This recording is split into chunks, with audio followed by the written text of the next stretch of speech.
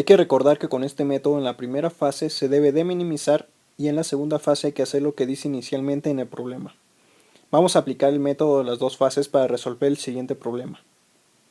Hay que minimizar la función z igual a 4x1 más x2, sujeto a las restricciones 3x1 más x2 igual a 3, 4x1 más 3x2 mayor o igual que 6, x1 más 2x2 menor o igual que 4, con x1 y x2 mayor o igual que 0. Después estandarizamos la función y queda de la siguiente forma: z igual a 4x1 más x2, sujeto a las restricciones 3x1 más x2 más a1 igual a 3, 4x1 más 3x2 menos c1 más a2 igual a 6, x1 más 2x2 más h1 igual a 4, con x1 y x2 mayor o igual que 0, donde a es una variable artificial, e es una variable de exceso y h es una variable de holgura. El objetivo de la fase 1 es encontrar una solución básica factible inicial.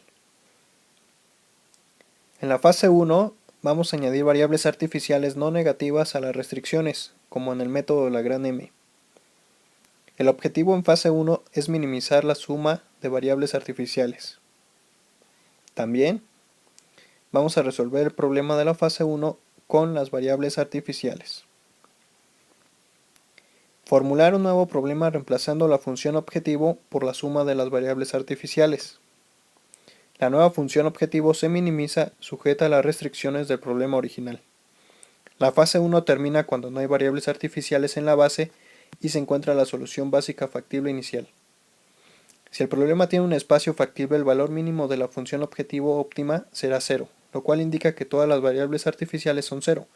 En este momento pasamos a la fase 2. Si el valor mínimo de la función objetivo óptima es mayor que 0, el problema no tiene solución y termina notándose que no existen soluciones factibles. Entonces, vamos a minimizar la función z igual a a1 más a2, sujeta a las restricciones 3x1 más x2 más a1 igual a 3, 4x1 más 3x2 menos c1 más a2 igual a 6, x1 más 2x2 más h1 igual a 4, con x1 y x2 mayor o igual que 0.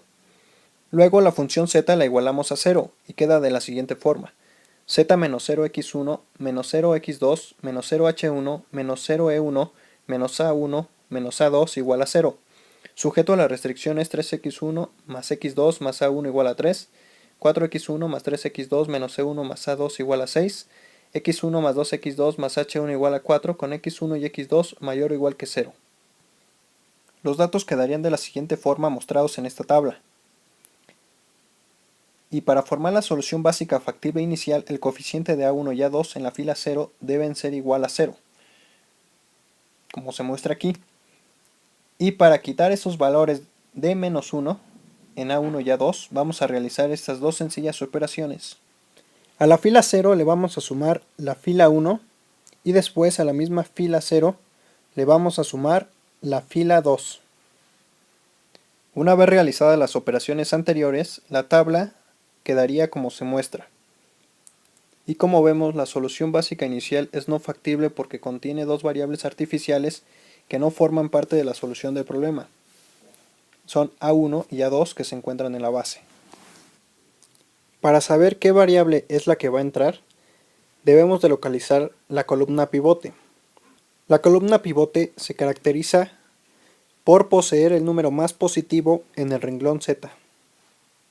Por lo tanto, nuestra columna pivote se localiza en x1. Y entonces, la variable que va a entrar va a ser x1. Para saber qué variable es la que va a salir, debemos de dividir los valores que tenemos en el lado derecho sobre los valores que tenemos en la columna de x1, ubicados en el renglón 1, 2 y 3. Luego procedemos a realizar dicha división. Sería 3 entre 3 igual a 1, 6 entre 4 igual a 3 medios y 4 entre 1 igual a 4. Y observamos que el cociente mínimo se localiza en el renglón 1. Por lo tanto, la variable que va a salir va a ser a1. Realizamos Gauss-Jordan sobre la columna entrante y obtenemos esta nueva tabla. Debemos de realizar los mismos pasos, localizar la columna pivote, ver qué variable es la que va a entrar y después qué variable es la que va a salir. Ahora nuestra columna pivote se localiza en la columna de x2 y la variable que entraría sería x2. Después realizamos las divisiones para saber qué variable es la que va a salir. Serían 1 sobre 1 tercio igual a 3, 2 sobre 5 tercios igual a 6 quintos y 3 sobre 5 tercios igual a 9 quintos. El renglón donde se localiza el cociente mínimo pertenece al renglón 2. Por lo tanto, la variable que va a salir va a ser A2. Aplicamos Gauss-Jordan sobre la columna entrante y obtenemos esta nueva tabla. Podemos ver que en la base ya no se encuentra ninguna variable artificial. Solamente nos quedan x1, x2 y h1. En el renglón Z podemos ver que ya no hay ningún valor positivo. Y en el lado derecho el valor de Z es de 0. Una vez obtenido esto, hemos conseguido tener la solución básica factible inicial para empezar a desarrollar la fase 2.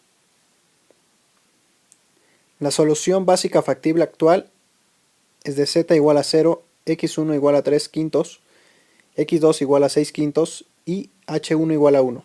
Aquí terminaría la fase 1. ¿Por qué ya podemos pasar a la fase 2? Porque la solución básica factible actual es óptima ya que z no puede mejorarse.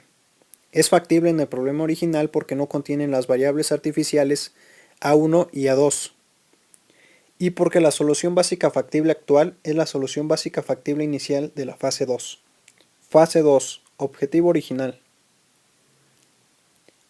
Hay que utilizar la solución óptima de la fase 1 como solución de inicio para el problema original. En este caso, la función objetivo original se expresa en términos de las variables no básicas utilizando las eliminaciones usuales Gauss-Jordan. Hay que minimizar la función z igual a 4x1 más x2 más 0h1 más 0e1. Luego igualamos la función a 0 y queda así: z menos 4x1 menos x2 menos 0h1 menos 0e1 igual a 0. En la tabla se muestran los datos que obtuvimos en la fase 1 más los datos de la función z menos 4x1 menos x2 menos 0h1 menos 0e1 igual a 0. Y como observamos, ya no están las variables artificiales a1 y a2. En esta tabla, para formar la solución básica factible inicial, el coeficiente de x1 y x2 en la fila 0 deben ser igual a 0. Para obtener 0 en el renglón z de las variables x1 y x2, procedemos a realizar estas operaciones. A la fila 0 le vamos a sumar 4 veces la fila 1 y a la misma fila 0 le vamos a sumar la fila 2. Una vez realizado esto, vamos a obtener la siguiente tabla. Como vemos, el único valor positivo se localiza en la columna perteneciente a la variable e1. Esta sería nuestra columna pivote. Y por lo tanto, la variable que va a entrar sería e1. Y después vamos a dividir los valores que se encuentran en el lado derecho sobre los valores de la variable e1, pertenecientes a los renglones 1, 2 y 3. La primera división sería 3 quintos entre 1 quinto igual a 3. La segunda, 6 quintos entre menos 3 quintos no es válida. Y la tercera sería 1 sobre 1 igual a 1. Observamos que el valor más pequeño se localiza en el renglón número 3. Por lo tanto, la variable que va a salir sería h1. Aplicamos Gauss-Jordan sobre la variable entrante y obtenemos esta nueva tabla.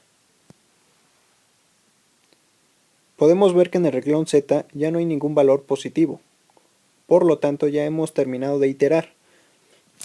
Entonces, esta sería nuestra solución básica factible óptima.